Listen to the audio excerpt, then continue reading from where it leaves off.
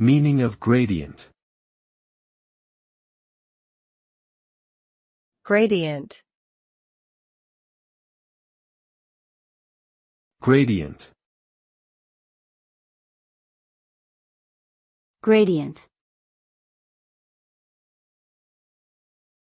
Gradient.